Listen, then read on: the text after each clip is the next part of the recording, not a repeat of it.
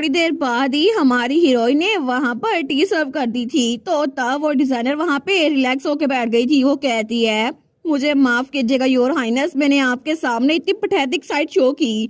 तो हमारे उन कहती है, कोई बात नहीं, ऐसा लगता है कि आपके पास ऐसे एक्ट करने के लिए अच्छी रीजन थी। वो सोचती है, अचानक से मुझे योर हाइनेस कह के क्यों बुला रही है, इतनी इज्जत, लेकिन इसके साथ बात करना थोड़ा मुश्किल हो रहा है। तो तब हमारी हीरोइन रैबलर वो सही बात पे आते हुए कहती है, आखिर आज यहाँ पर आप क्यों आई थी, मुझे सही वजह बताएं। तो वो डिजाइनर कहती है, सबसे पहले क्या आप प्लीज इनको देखेंगी, और उसकी तरफ एक बॉक्स करती है। तो हमारी हीरोइन जैसे उस बॉक्स को खोलती है ना, तो उसके अंदर शूज थे जो कि हैंडमेड लग रहे थे। वो सोचती है, वाह ये तो सच में बहुत ज्यादा टैलेंटेड है, और उसके अलावा एक पिंक ड्रेस भी थी जो कि रैबलर के बालों के साथ मैच हो रही थी। वो सोचती है, ऐसा लगता तो नहीं कि प्रिंसेस ऐसी कोई चीज पहनेगी, तो इसका मतलब है इसने ये स्पेशली मेरे लिए बनाया है ना। तो वो उस गिफ्ट को देखकर तो बड़ी खुश हो गई थी। वो कहती है, सच में ये तो बहुत ज्यादा औसम है, लेकिन आखिर ये मेरे लिए तो सब कुछ क्यों करेगी। तो वो डिजाइनर कहती है, मैंने ये स्पेशली आपके लिए बनाया है। तो हमारून कहती है, सच में मेरे लिए। वो कहती है, जी जी बिल्कुल, और इसके अलावा मैंने ये भी बनाया है, ये भी बनाया है, और ये सारे के सारे गिफ्ट ये सब मैंने आपके लिए बनाए हैं। तो हमारी रैबलर कहती है, थैंक यू सो मच, मैं आपको प्रॉपरली इन सब के लिए पे कर दूंगी। तो वो कहती है, नहीं, मैं यहाँ पर इसलिए नहीं आई क्योंकि मैं आपको ये गिफ्ट देना चाहती थी। असल में लेडी वाइसलबेरी, क्या आप मुझ में इन्वेस्ट करेंगी, क्योंकि मैं चाहती हूँ कि मैं अपनी खुद की शॉप खोलूं। तो हमारे उन कहती है, क्या अपनी खुद की शॉप, लेकिन इसका क्या मतलब हुआ।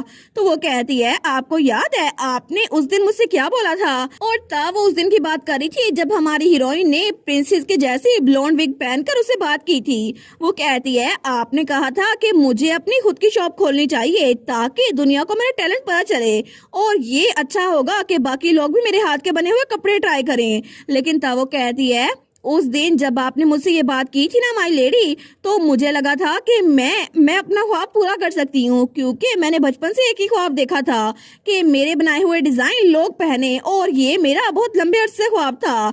इसी वजह से मैं चाहती हूँ कि मैं अपनी खुद की शॉप ओपन करूँ, लेकिन मेरी फैमिली वो मुझे ऐसे सपोर्ट नहीं करती, और इसी वजह से मुझे कोई इन्वेस्टर चाहिए।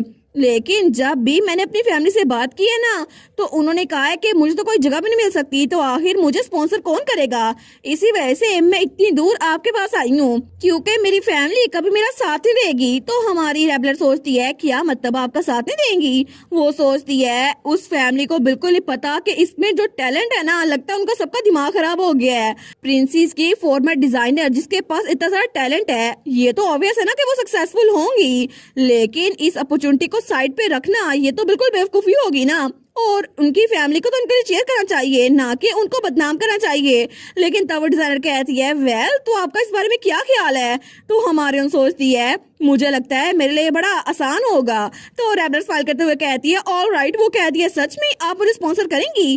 तो हमारे उन कहती है, बिल्कुल, मैं आप में इन्वेस्ट करूंगी बिना किसी हेजिटेशन के। वो कहती है, लेकिन मैं यहाँ पर डॉक्यूमेंट भी लेकर आई हूँ, क्या आप श्योर है कि आपको अपने गार्डियन का अप्रूवल ही चाहिए। मुझे लगता है कि मैं बिजनेस प्लान आपके साथ डिस्कस कर सकती हूँ, प्लीज इसको अपनी फैमिली के साथ भी डिस्कस कर लें। तो हमारी रैबलर स्माइल करते हुए कहती है, वेल इसकी कोई जरूरत नहीं है, ड्यूक पहले ही मुझे सारी की सारी आजादी दे चुके हैं, और वैसे भी मैं इसमें अपने पर्सनल फंड से इन्वेस्ट करूंगी, और मैं आपका प्रपोजल पहले देखूंगी और उसके बाद आपको रिप्लाई भेज दूंगी। वो कहती है, लेकिन तो हमारे उन कहती है, मैं आपको श्योरली कांटेक्ट करूंगी, तो फिक्र ना करें।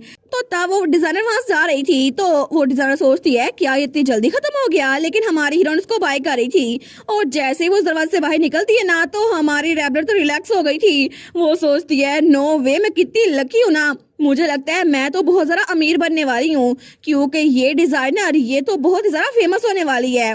वो सोचती है, ओरिजिनल स्टोरी के हिसाब से सिया टैलेंट का बिजनेस वो तो बहुत ही ज्यादा हिट जाने वाला है, क्योंकि प्रिंसेस तक के ड्रेस इसने डिजाइन किए हैं, और इस वक्त बेशक किसी को भी इस बारे में पता ना हो, और बेशक प्रिंसेस भी इनको सपोर्ट ना करी हो, लेकिन अगर इतना टैलेंट इनके अंदर भरा हुआ है ना, तो मुझे लगता है कि फ्यूचर में ओरिजिनल स्टोरी के हिसाब से ये तो बहुत ज्यादा मुनाफा करेंगी। और तब वो उस बिजनेस प्लान को देख रही थी। वो सोचती है, मेरे हाथ तो जैकपॉट लग गया, लेकिन वो तो बड़ी खुश हो रही थी। वो सोचती है, पता नहीं रोहान कब घर आएगा, जब वो आएगा ना मैं उसको बताऊंगी उसका एक्सप्रेशन कैसा होगा।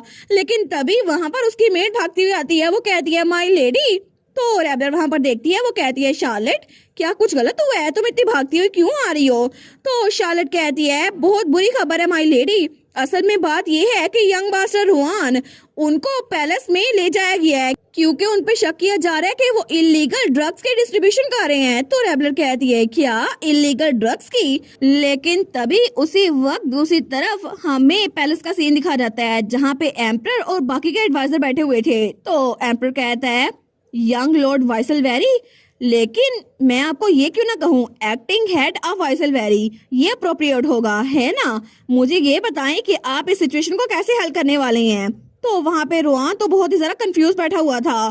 तो वो सोचता है नेफासिल ये तो एक एडिक्टिव ड्रग है जो कि आजकल एम्पायर की मार्केट में बहुत ज्यादा बिक रहा है, लेकिन पहले जिन विक्टिम्स ने इसको इस्तेमाल किया था वो तो बहुत ज्यादा एग्रेसिव होते जा रहे थे और फाइनली एंड पे वो कोई ना कोई क्राइम कमिट कर देते थे।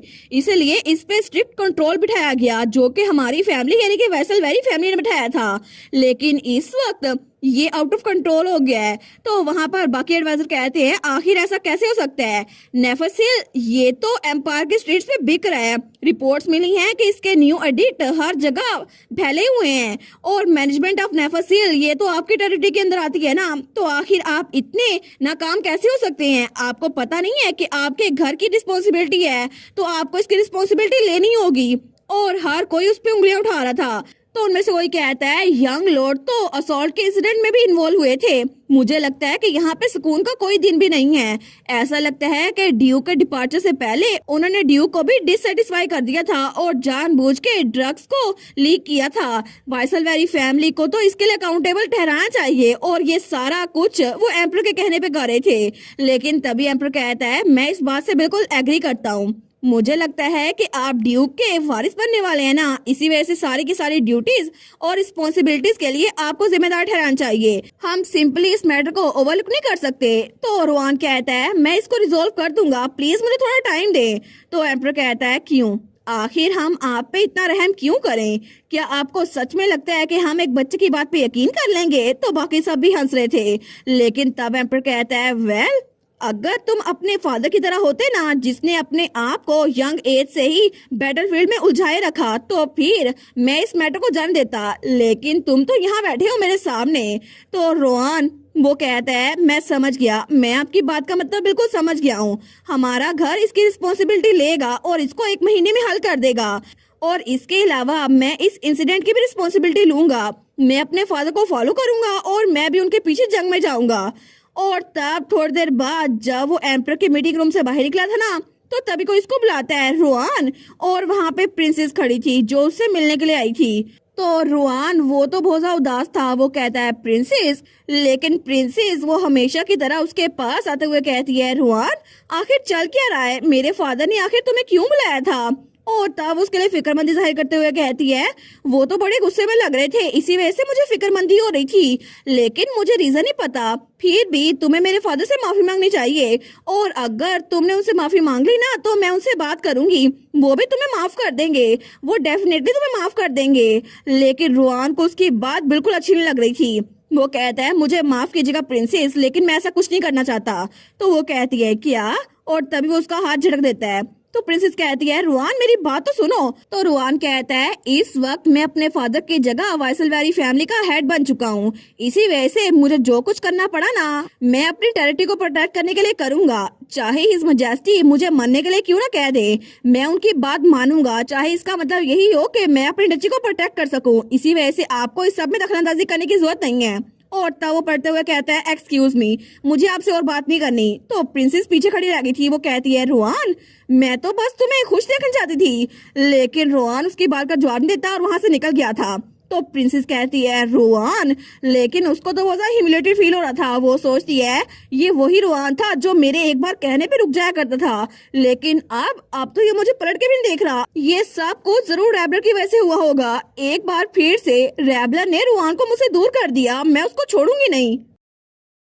और इसी के साथ ये वाला पार्ट यहीं पर ख़त्म। तो आप लोग बताइएगा आप लोग को ये पार्ट कैसा लगा, और वीडियो को लाइक और चैनल को सब्सक्राइब लाजमी कीजिएगा। बाकी वीडियोस का लिंक भी स्क्रीन पर नज़र आ रहा होगा, तो काइंडली उनको भी चेकआउट कर ले। और thank you so much for watching my videos. Stay safe, bye bye.